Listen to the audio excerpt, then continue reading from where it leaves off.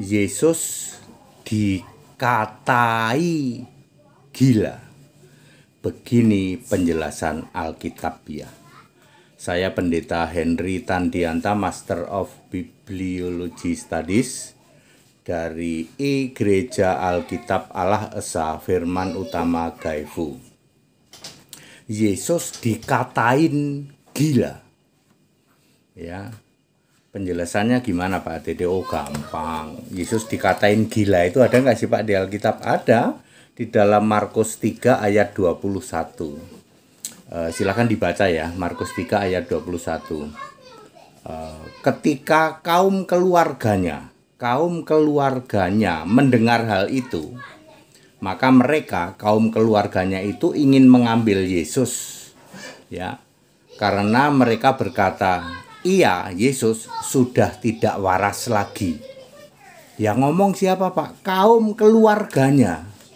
Dalam bahasa Inggris ya, he out of his mind. Dia itu sudah out of his mind, sudah nggak waras lagi gitu ya. Jadi kaum keluarganya ya ingin membawa Yesus keluar dari rumah itu. Sebab kata kaum keluarganya ini, Yesus sudah tidak waras lagi karena dia sudah mendengar tentang hal itu. Mari kita bahas satu-satu. Kaum keluarganya ini siapa? Kaum keluarganya kita harus baca 2 Yohanes 1 ayat 4. Hanya separuh dari adik-adik Yesus yang percaya. Yesus punya adik laki-laki 4. Yakobus dan Yudas ini percaya Yesus, sementara Yosef dan Simon tidak percaya Yesus. Lalu 2 adik perempuan. Jadi kaum keluarganya yang ngatain Yesus gila adalah 2 adik laki-laki dan 2 adik perempuan. Ya.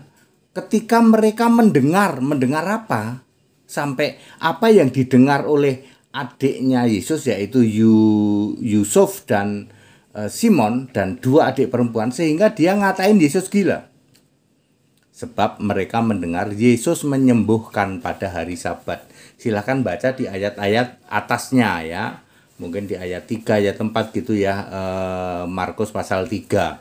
Yesus menyembuhkan orang buta dan orang bisu pada hari Sabat. Ya. Lalu ketika adiknya yang tidak percaya Yesus, yaitu Yusuf atau Yosef dan Simon dan kedua adik perempuan, bisa juga ditambah bapaknya. Tunggu. Sepertinya bapaknya sudah mungkin sudah sakit-sakitan ya. Itu ingin membawa Yesus keluar, yaitu begitu mendengar Yesus menyembuhkan pada hari Sabat. Itu termasuk pelanggaran berat bagi orang Yahudi Israel. Ya, menyembuhkan seseorang, membuat mujizat pada hari Sabat itu termasuk pelanggaran berat. Lalu adik yang nggak percaya Yesus, kaum keluarganya, yaitu Yusuf atau Yosef dan Simon dan kedua adik perempuan, ingin bawa Yesus keluar dari rumah itu. Lalu mereka mengatakan, "Ia sudah tidak waras lagi." Ya, mosok hari Sabat menyembuhkan orang sakit gitu. Lalu apa jawab Yesus? Ada di ayat 28, 29. Yesus berkata begini, "Hujat terhadap anak manusia diampuni, tapi hujat terhadap Roh Kudus tidak diampuni." Ini sama saja dengan Matius 12 ayat 31 dan 32. Lalu Yesus berkata di Matius 12 ayat 8, "Anak manusia berkuasa atas hari Sabat." Artinya, yang dulu membuat aturan dari hari Sabat itu Yesus. Jadi Yesus sebagai Tuhan atas hari Sabat, dia tidak terikat dengan aturan hari Sabat. Yesus mau menyembuhkan hari apa saja boleh, termasuk hari Minggu, termasuk hari Sabat, termasuk hari Senin, hari Selasa. Yang membuat aturan Sabat itu Yesus. Ya, Matius 12 ayat 8, anak manusia Tuhan atas hari Sabat. Jadi clear ya? Ya. Jadi simpel jelasinnya Pak Dede. Ya, sangat simpel. Makanya kedua adik laki-laki Yesus, yaitu Yosef atau Yusuf dan Simon, dan kedua adik perempuan itu kaum keluarganya. Di dalam terjemahan lain disebut his friend, itu cuman sahabat-sahabatnya begitu. Itu mengatakan Yesus gila. Ya, tidak waras ya. Ada di mana? Markus 3 ayat 21. Clear ya? Ya seperti itu. Lalu Yesus mengatakan, kamu menghujat anak manusia diampuni, kalau menghujat Roh Kudus tidak diampuni. Ya, anak manusia Tuhan atas hari Sabat. Sembahlah Yesus sebagai Tuhan dan Allah satu-satunya di surga. Sembahlah Yesus, jangan sembah Bapa atau lainnya.